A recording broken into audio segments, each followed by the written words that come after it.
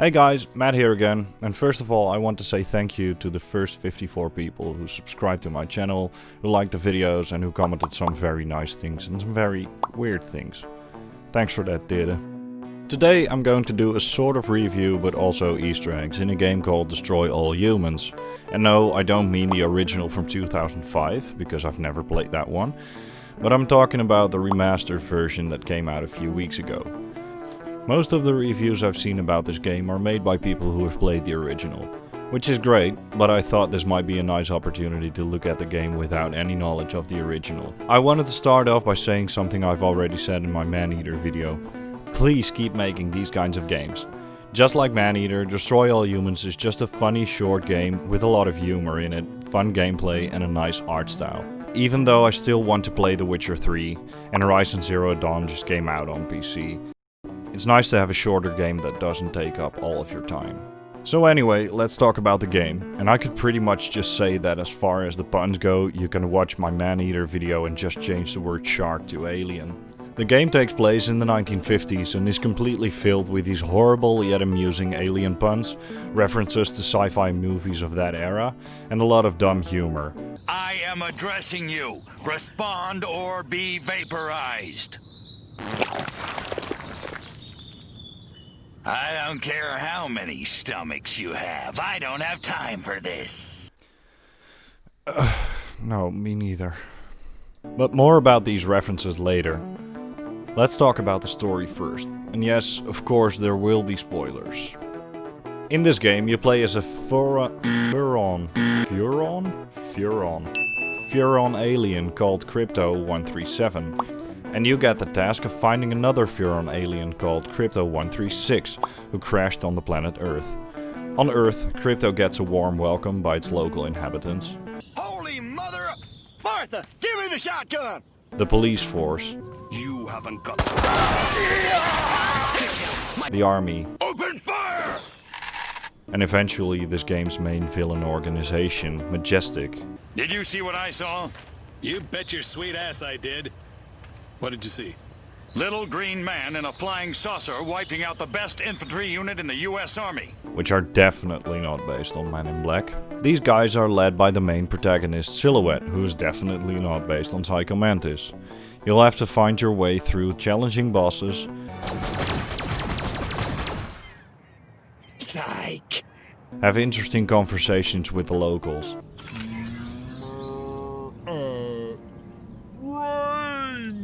And very gently make your way through these typical 1950s American towns.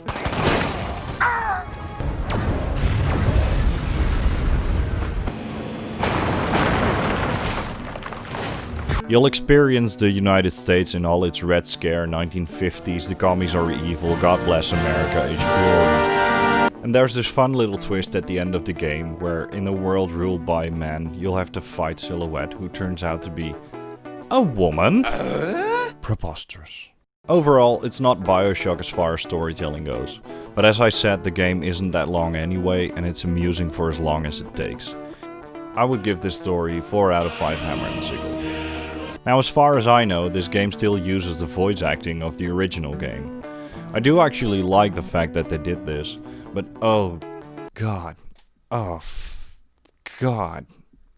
It is bad at some points. I guess I'll just have to settle for ripping your limbs off one by one with my bare hands until I find it with my bare hands.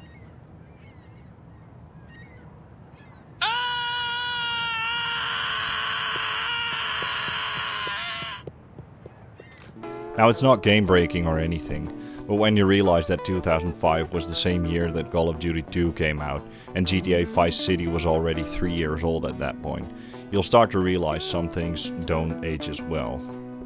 While on the other hand, Need for Speed Most Wanted also came out in 2005. How's your car running? That is not good. Now for the gameplay, I actually really liked the way the game worked, up to a certain point. At the start of the game, you'll get a nice introduction to some of your abilities, and every time you unlock a new one, you'll get a short tutorial. The telekinesis stuff works fine, and then you get your laser sepper kind of thingy and this flamey boy, which works fine as well. But then you'll get mind control, and an anal probing, and the cloaking mechanism, and an ability to distract people, and you get like a hoverboard, and a grenade launcher, and blah blah blah blah blah blah blah. And before you know it, you have like 8 different buttons you have to use, each with their own specific task, and sometimes you'll have to use several different abilities at once, which is not very clear at all. I had several instances where I failed a mission because I accidentally pressed the wrong button during a stealth section. And while we're at that subject, oh my god, stealth fucking sucks.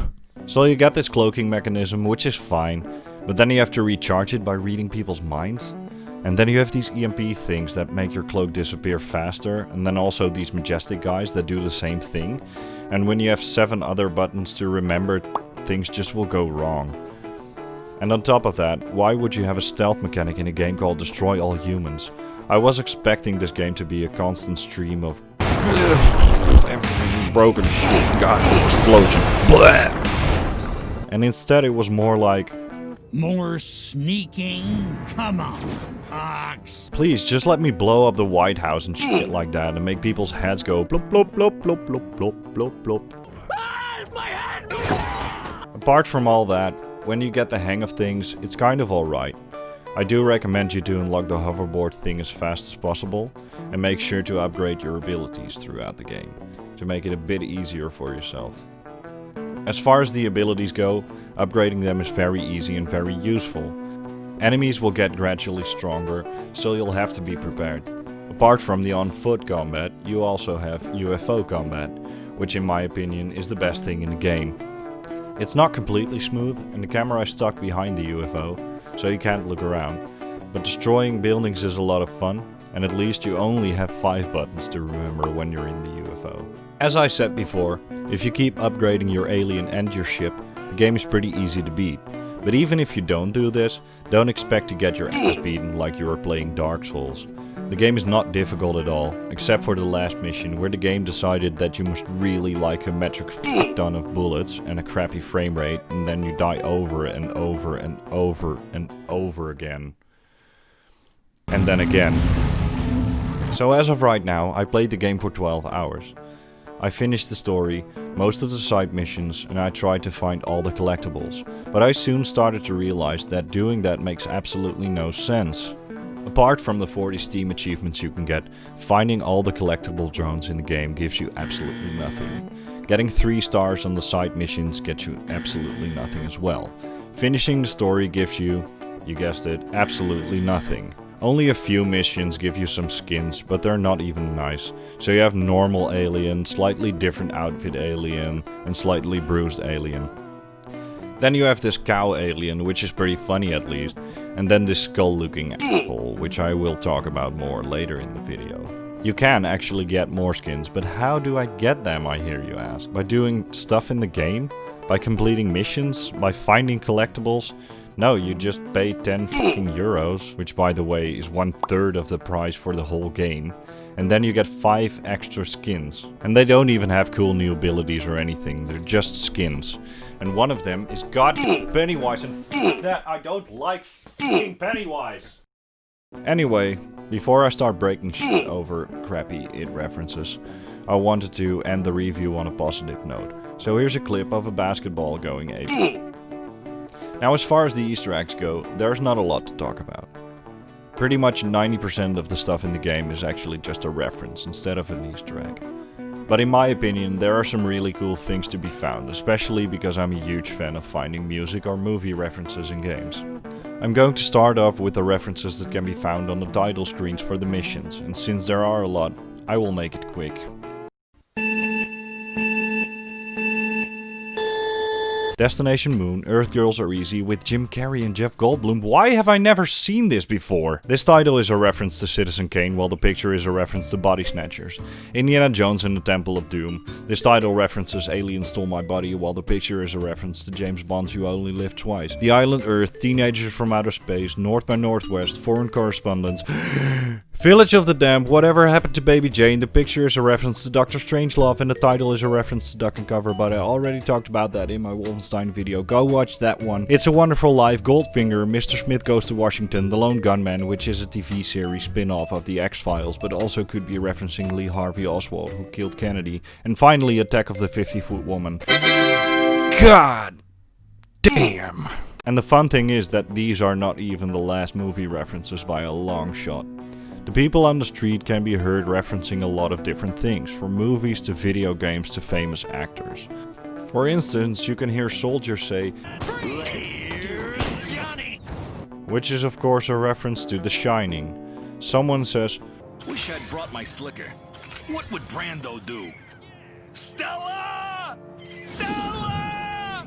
which is a reference to the movie A Streetcar Named Desire, featuring Marlon Brando in a lead role. People on the street will also yell, a reference to the movie Them, and also, We've come from outer space.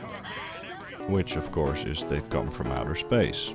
But they will also yell names like, I like Ike. My mind says Rock Hudson, but my body says Cary Grant. What's an Elvis?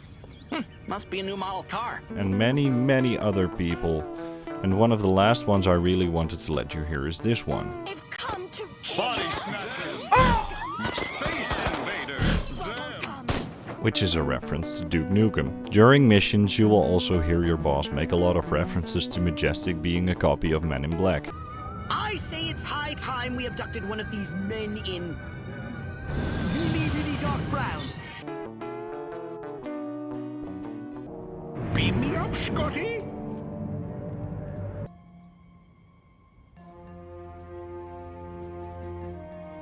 This town's a one-way ticket for wild hearts like you and me. It's tearing me apart! Throughout the game you can get a lot of information by reading people's minds, but at some point you can even get some foreshadowing. This Majestic agent will say this sometimes. Why does Silhouette give me these jobs? I wonder if it's because I hit on her. Ooh, Crypto, you're still alive.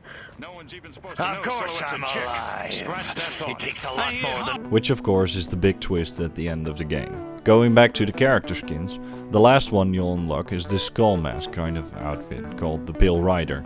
This is a reference to the character Strife from the Darksiders video games, another game of the developer THQ Nordic. Last but not least, I found two references to music which I thought were pretty cool, one being very easy to find and one a bit more tricky.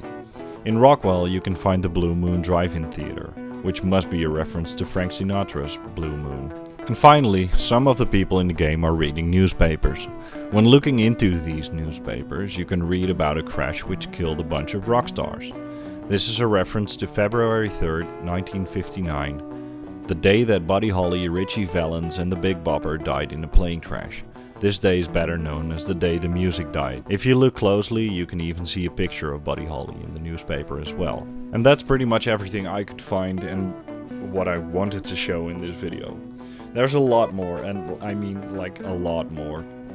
But some stuff I wasn't even sure if it was an actual reference, and I don't want to make an hour-long video on literally every reference in the game, so I'm fine with this. I hope you liked the video. If you did, then please like it and consider subscribing so I can maybe make a 100 sub special in a few weeks. And I hope to see you in my next video. Bye!